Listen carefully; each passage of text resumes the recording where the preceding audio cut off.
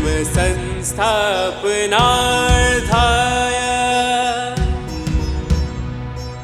संभवामि युगे युगे संभवामि युगे युगे संभवामि युगे युगे। फिर त्याग, कर्मों में कर्ता पने के अभिमान का त्याग। ऑब्वियस, कोई भी त्याग किसका है? देखो, वस्तु का त्याग नहीं बोला, किसी व्यक्ति का त्याग नहीं बोला, ये भोजन का त्याग भी नहीं कह रहे। वो किसका त्याग कह रहे हैं? किसी भी वस्तु में, किसी भी कर्म में कर्तापन के अभिमान का त्याग, कि मैंने किया, इस त्याग की बात कर रहे हैं। शांति, शांति यानी उपरति, अर्थात चित्त की चंचलता का अभाव। बहुत इंपॉर्टेंट पॉइंट है ये। थोड़ी देर तो तुम्हारा चित्त ना चंचल रह सकता है, लेकिन थोड़ी देर के बाद इमीडिएटली हमारे को क्या होता है? अब खत्म हो तो अच्छा है, अब नेक्स्ट टॉपिक शुरू हो तो अच्छा है, अब ध्यान करा देना प्रभु तो अच्छा है, अच्छा अब आगे चलते हैं। मतलब आजकल के ज़माने में तो वैसे भी हमारा अटेंशन स्पैन बहुत थोड़ा नहीं हो गया है क्या? तुम्हारे व्हाट्सएप और फेसबुक ने क्या किया है? छोटी छोटी इतनी इन्फॉर्मेशंस फ्लोट करता रहता है। एक इन्फॉर्मेशन ए टॉपिक की है तो दूसरी इन्फॉर्मेशन जेड टॉपिक की है, और तुम दोनों इन्फॉर्मेशन एक के बाद एक देख रहे हो। तुम्हारा चित्त कहाँ से कहाँ तक भाग रहा है। और इसीलिए फ्राइडे के सत्संग में भी आया था ना, अभी कृपाणु देव ने भी अंबालाल भाई से क्या कहा कि इस तरह का जीवनों के फालतू की इन्फॉर्मेशन को फिल्टर करना सीखो। क्यों नहीं है मेरे पास व्हाट्सएप, या क्यों नहीं ऑपरेट करती मैं व्हाट्सएप या फेसबुक वगैरह? इसीलिए मैं फालतू डेटा अपने खोपड़ी में जाने नहीं देना चाहती। और तुम्हारे व्हाट्सएप में ऐसा होता है कि नहीं? एक जन्माष्टमी के ऊपर है तो दूसरा कोई मर गया उसके ऊपर डेटा है। अब कौन मर गया उसमें ज़्यादा रस है तो तुम उसकी लाइफ हिस्ट्री खोजने लग जाओगे।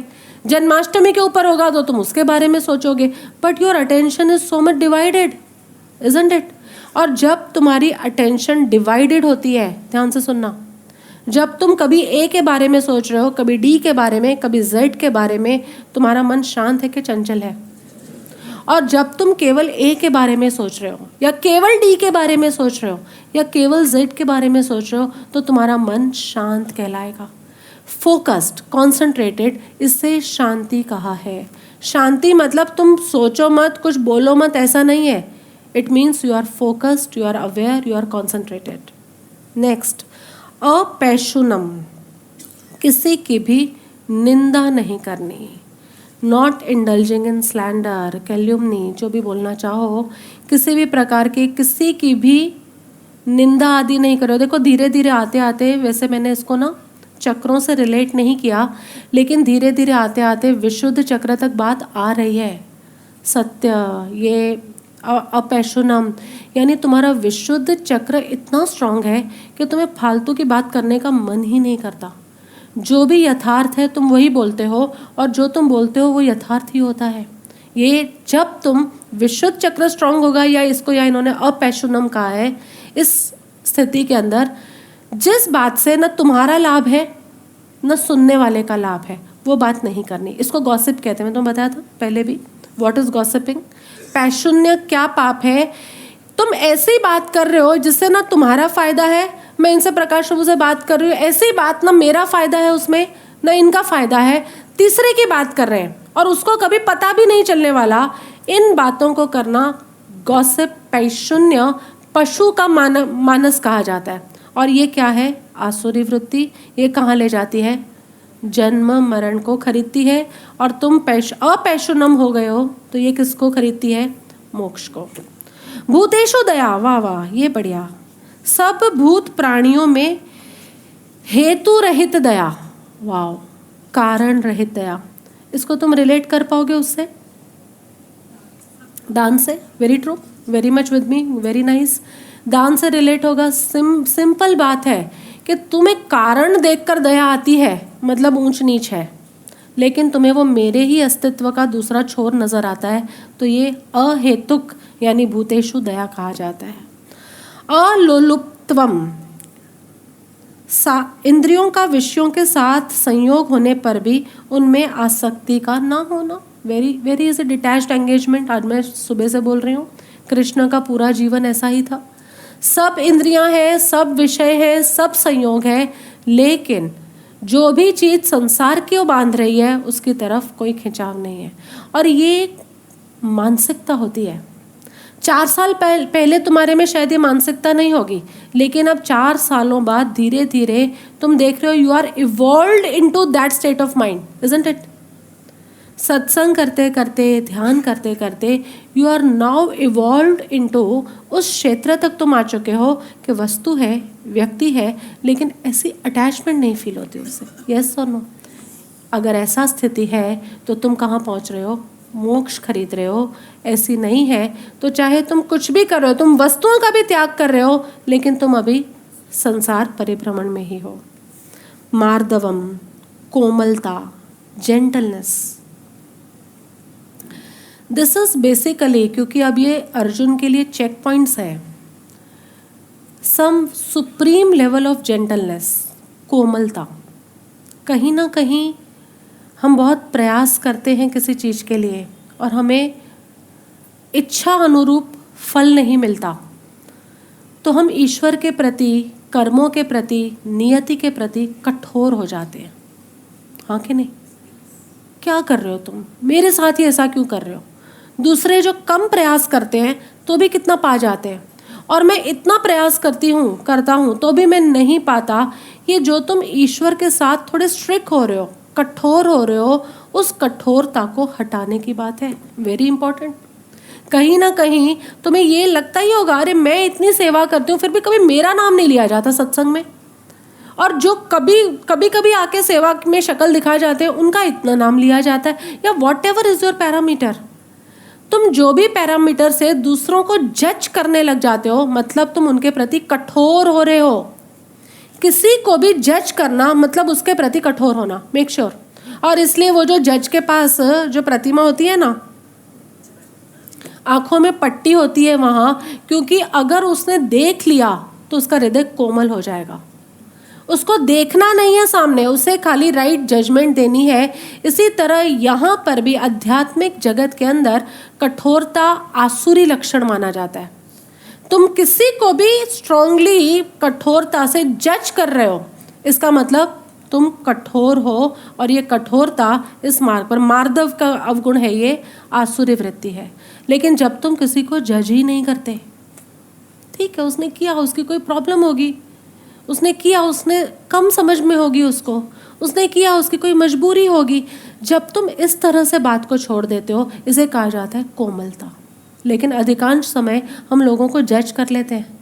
स्टॉप जजिंग पीपल, क्योंकि जहाँ तुम जज करते हो तुम कठोर हो गए, और जहाँ तुम जज नहीं करते तुम में मार्दव गुण आ गया, कोमलता।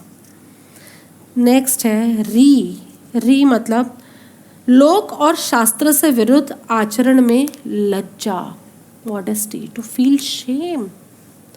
आज का तो ऐसा मनुष्य हो गया है कि उसे शास्त्र विरुद्ध निषिद्ध कर्म करने में शर्म तो नहीं है। इनफैक्ट अपने माँ बाप को भी बड़े ओपनली बताएंगे, हमारा इसके साथ अफेयर था, हमने यहाँ जाके ये ड्रिंक किया था। ये जो तुम माँ बाप को भी बता पाते हो और अंदर भी कोई खेद नहीं है, कोई लज्जा का भाव नहीं है, इसको कहते हैं अरी। यानी हमें चाहिए री यानी लज्जा का भाव। तुमने कुछ गलत किया है तो तुम शर्मा रहे हो, और यहाँ क्या करते हैं, हम गलत करते हैं और निर्भय हो जाते हैं। अरे क्या कर लेंगे वो लोग, गलत होकर अपने आप को ज़्यादा मॉडर्न मानते हैं। ये मॉडर्न का मार्ग नहीं है, ये मॉडेस्ट का मार्ग है। मॉडर्न नहीं चाहिए हमें यहाँ। तुम्हें लगता है 2-4 पैक लगाओ, उनके साथ थोड़े ऐसे कपड़े पहनो तो मॉडर्न गिने जाते हैं, लेकिन जिससे तुम्हारे और दूसरों के विकार उत्तेजित होते हो वो कुछ भी मॉडर्न नहीं है, वो सब शास्त्र को सम्मत नहीं है। और शास्त्र को जो सम्मत नहीं है वो क्रिया करके तुम खुश होते हो, इसका मतलब क्या है, तुम में री गुण की उपलब्धि नहीं हुई है। और री गुण नहीं है इसका मतलब आसुरी वृत्ति। एक ही बात है, हर बार मैं यही बात बोल रही हूँ। री गुण है मतलब दैवी संपत्ता, मतलब तुमसे कभी कुछ गलत हो जाए ना तो उसकी लज्जा करो, लज्जा, शर्माओ। अगर तुम इतना भी कर रहे हो, see how liberal Krishna is, Krishna कितने लिबरल हैं, वो ये नहीं कह रहे तुम गलत मत करो, वो ये कह रहे हैं तुमसे गलत हो जाए तो उस गलत की लज्जा रखो, शर्म रखो, खेद रखो। अगर तुम इतना भी करते हो तो मैं तुम्हें दैवी संपत्ति के अंदर डाल दूंगा। वंडरफुल। धीरे धीरे मैं देख रही हूँ कृष्ण आगे जाकर तो और लिबरल हो जाएंगे, बस तुम इतना कर लो, क्योंकि वह Krishna is becoming so liberal because divine mother है ये। Krishna is our divine mother और डिवाइन फादर, और वो क्या चाहता है, किसी भी तरह मेरे बच्चे घर आ जाए, बस घर आ जाए। तो पहले तो बड़ी स्ट्रिक्ट बातें करी, लेकिन धीरे धीरे देखना इतने लिबरल हो गए हैं कृष्णा अब कि बस ठीक है, ओके तुमसे अभय नहीं होता ना, तुम कम से कम तुमने जो गलती की उसके लिए लज्जा तो फील कर सकते हो कि नहीं, बस इतना भी होता है ना, वेरी गुड वेरी गुड, ना मैं तुम्हारे को देवी शक्ति में डालूंगा। ये कब करता है, ये जब माँ भी बच्चों को पढ़ाती है ना, तो वो अच्छी तरह जानती है कि कब उसको लिबरल होना वो और कब उसको स्ट्रिक्ट होना। अगर उसको पता है उसका बच्चा 100% मार्ग वाला है, 100% अवनीश जैसा लाने वाला है, तो उसके साथ स्ट्रिक्ट रहेगी। लेकिन उसको पता है उसका बच्चा 70-80 वाला ही है, कोई ज़्यादा लाने ही नहीं वाला, तो वो धीरे धीरे 70-80 तो वो लाए, उसके लिए इतना लिबरल हो जाती है। कृष्ण को भी पता है जो सटीक भक्त है, जो एकदम फोकस्ड है, वो तो 2nd अध्याय पे निकल जाता, लेकिन अभी अर्जुन भैया नहीं निकला, इसका मतलब वीक है ये। तो इसको धीरे धीरे लिबर्टी दे रहे हैं कि अगर तेरे में लज्जा भी है ना, बहुत बड़ा गुण है ये, मैंने बीच में भी एक बार डिस्कस किया था, अपने अंदर गलत की लज्जा तो लाओ। तुम्हें लगता है कि नहीं ठीक है, ऐसा तो सब कर रहे हैं इसलिए हम भी कर रहे हैं, तो ये क्या हो गया, सब जहाँ कुएं में जा रहे हैं तुम भी वहीं जा रहे हो, तो ठीक है, okay, the play will go on. तुम्हें अगर इस प्ले से मुक्ति चाहिए, अगर तुम कहते हो ईश्वर मुझे मोक्ष दो, मुक्ति दो, तो तुम्हें अपने पापों के प्रति लज्जा का भाव होना चाहिए। नेक्स्ट इज अचापलम, व्यर्थ चेष्टाओं का अभाव। स्वाभाविक है, जो आवश्यक ही नहीं है वो उसके जीवन में से धीरे धीरे डिलीट हो जाता है।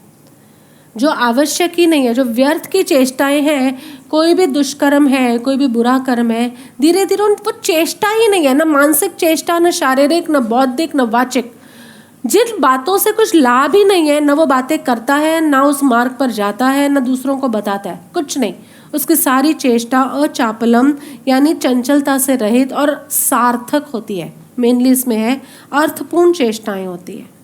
3rd श्लोक में कह रहे हैं तेज, तेज यानी, इन्होंने तो खाली तेज ही लिख दिया है, बट तेज यानी उसके व्यक्तित्व के अंदर कुछ ऐसी लब्धियां प्रकट होती है कि वो कोई भी बात जब दूसरों को कहता है तो उस बात से उसके अंदर कोई परिवर्तन आना शुरू हो जाता है। ये दैवी संपदा है, दैवी प्रभावित होता है।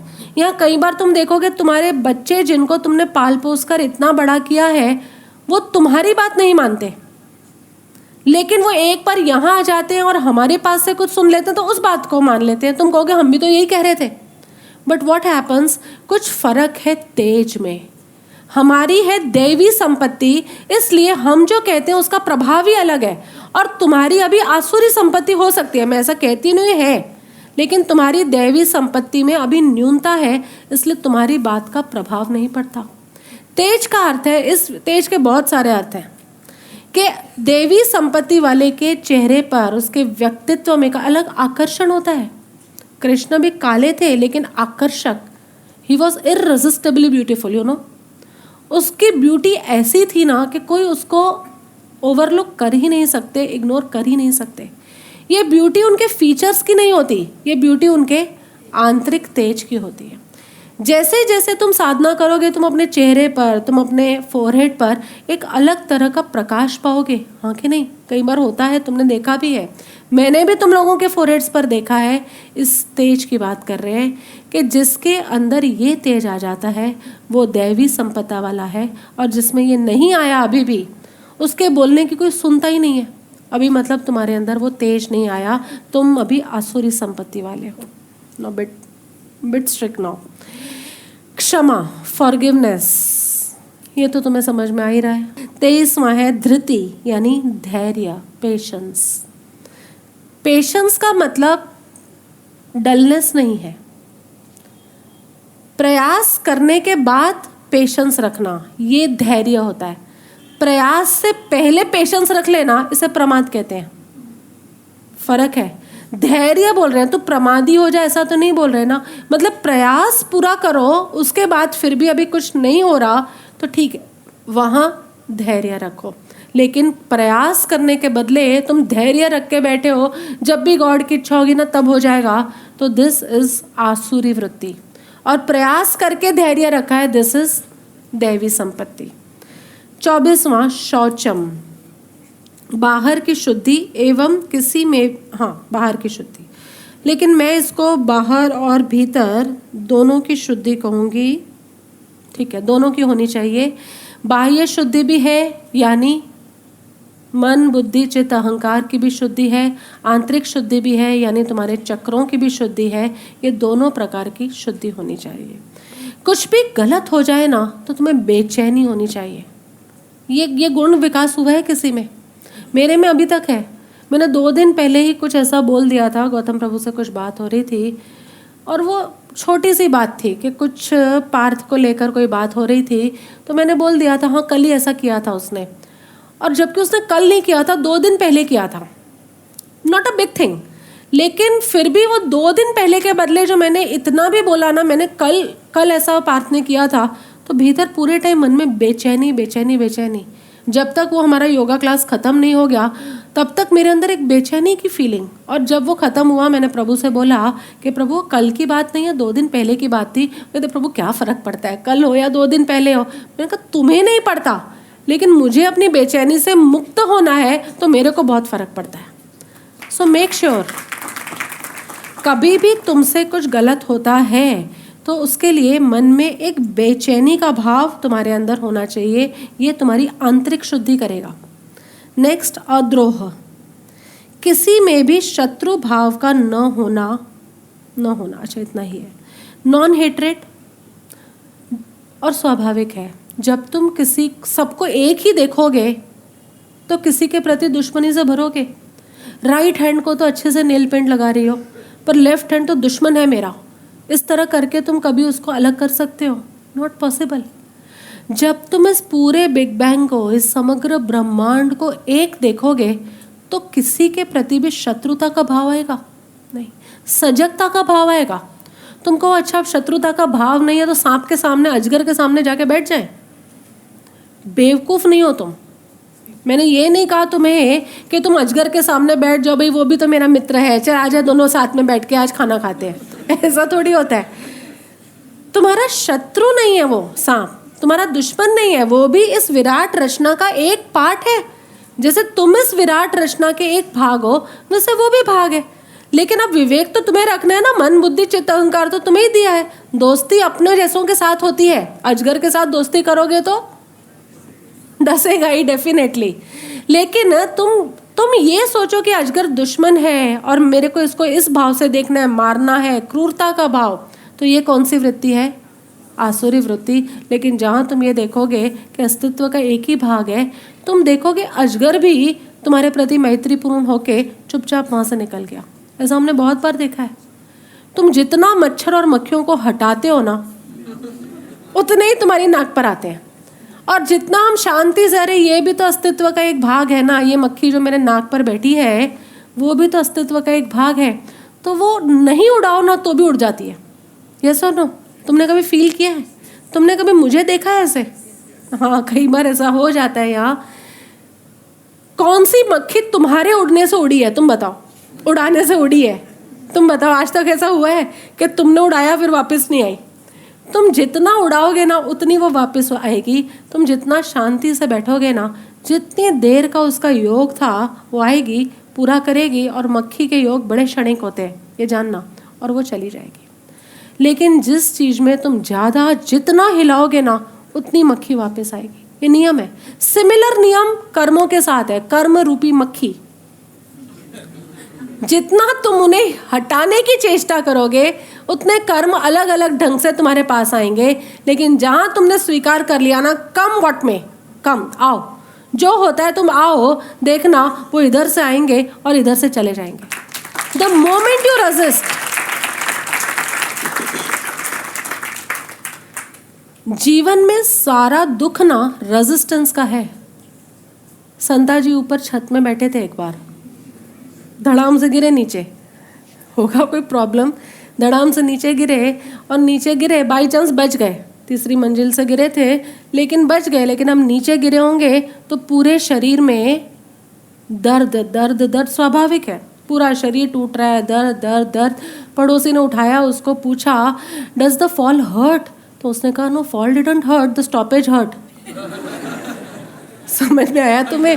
अगर गिरता रहता तो उसकी कोई तकलीफ नहीं थी, लेकिन जहाँ मुझे वो रुका ना, दर्द तो वहाँ से शुरू हुआ। इसी तरह तुम परिस्थितियों के साथ बहते जाओगे, कोई दर्द नहीं है, जहाँ तुमने रोक लिया ना।